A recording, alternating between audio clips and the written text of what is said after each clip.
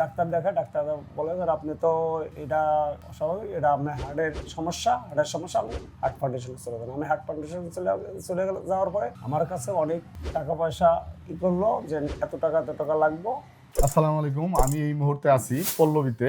আমাদের এক সম্মানিত কাস্টমার স্যারের কাছে আছি। উনি আমাদের কাছ থেকে আমাদের এই ঘর বাংলার অর্জুন হার্ট কেয়ার পাউডারটা নিয়েছিলেন, নিয়ে উনি সেবন করেছেন। সেবন করার পরে উনি আসলে কতটুকু উপকার পেয়েছেন এবং এখন বর্তমানে উনি কেমন আছেন, এই বিস্তারিত বিষয়গুলো ওনার সাথে আলাপ করার জন্য আমরা এই পল্লবীতে এসেছি, স্যারের বাসায় এসেছি। স্যারের সাথে আমরা কথা বলবো।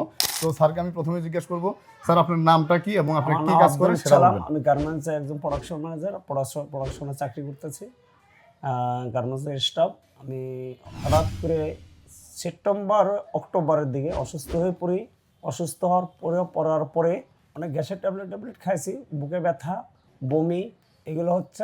হওয়ার পরে আমি পার্শ্ববর্তী ডাক্তার দেখাই, ডাক্তার বলে যে আপনি তো এটা অস্বাভাবিক, এটা আপনার হার্টের সমস্যা, আপনি হার্ট ফাউন্ডেশনে চলে যান। আমি হার্ট ফাউন্ডেশনে চলে যাওয়ার পরে আমার কাছে অনেক টাকা পয়সা করলো যে এত টাকা লাগবে। তারপরে আমি একটা সরকারি হাসপাতালে সরোয়ার দিই, হ্যাঁ, ওখানে শ্যামলা হৃদরোগে চলে গেলাম। ওখানে যে ভর্তি ছিলাম, একবার ছিলাম 7 দিন 8 দিন থাকার পরে ওখান থেকে চিকিৎসা হওয়ার পরে চলে আসলাম। ফিরে আবার হঠাৎ করে 15-20 দিন পরে আবার হঠাৎ করে ব্যথাটা দেখা যাচ্ছে, হাত পাও কামড়ায় ব্যথা, বুকে ব্যথা, হাতে ব্যথা, যাই ব্যথাটা বিভিন্ন জায়গায়। তারপরে আমি আবার হার্ট ফাউন্ডেশনে গেলাম। ওখানে আমার প্রথম চেক আপের অবস্থায় 3000 টাকা চাইলো।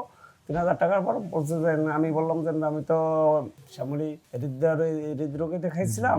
দেখানোর পরে আমি ওখান থেকে বলছে যে ঠিক আছে, তাহলে আপনি হৃদরোগে দেখাইছেন, ওখানে যেয়ে দেখেন। আমি ওখানে দেখাইলাম। দেখানোর পর ওখানে পরে আবার 5-6 দিন ছিলাম, হাসপাতালে ভর্তি ছিলাম। আচ্ছা, ওখানে চিকিৎসা করার পরে তারপর বললো যে আপনার এনজিওগ্রাম করতে হবে। আচ্ছা, এনজিওগ্রাম করতে হবে। আমার বলছে এনজিওগ্রাম করতে, কিন্তু আমার টাকা পয়সা সংকট দেখে আমি এনজিওগ্রাম আর করলাম।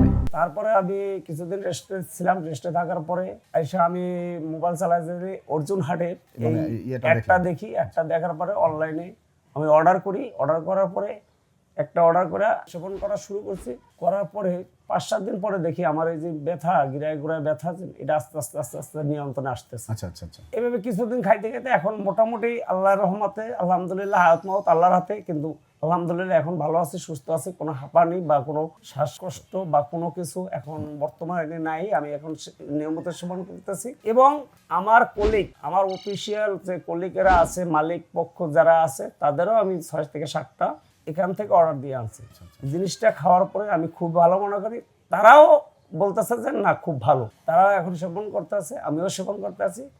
এখন হায়াত মওত আল্লাহর হাতে, এটা তো না, কিন্তু এই প্রোডাক্টটা খেয়ে আমি অনেক সুস্থ অনুভব করতেছি। আচ্ছা, মানে বিষয় হলো যে স্যার এই আমাদের এই প্রোডাক্টটা নিয়ে সে নিজে খাইছেন, খাওয়ার পরে তার স্টাফ যারা আছে এরকম 7টা প্রোডাক্ট তারা অর্ডার করছেন, করে তাদেরকে দিয়েছেন, তারাও খেয়ে এই উপকারটা পেয়েছেন। আসলে বিষয় হলো কি, ওনারা একেবারে প্রকৃত সমস্যা ওনাদের যা খেয়ে ওনারা উপকার পায়। তারপরে আমি চেক আপ করাইছি কিছুদিন আগে, এই রমজানের ঈদের সময়। আচ্ছা, চেক আপ করাইছি। তখন যে ডাক্তার বলছে যে আপনার হার্টে এখন বর্তমানে কোনো হার্টের কোনো সমস্যা নাই।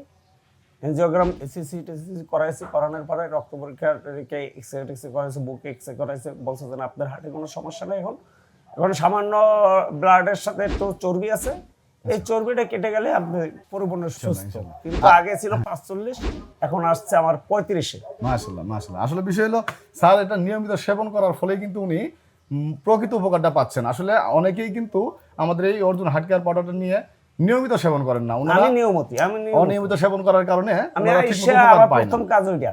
জি, উনি আসলে একদম নিয়মিত সেবন করেন। আমার ফ্যামিলি থাকে না, আমি একা থাকি, কিন্তু আমার প্রথম অফিস থেকে আইসে ওইটা আগে গ্লাসটা মগটা পরিষ্কার করে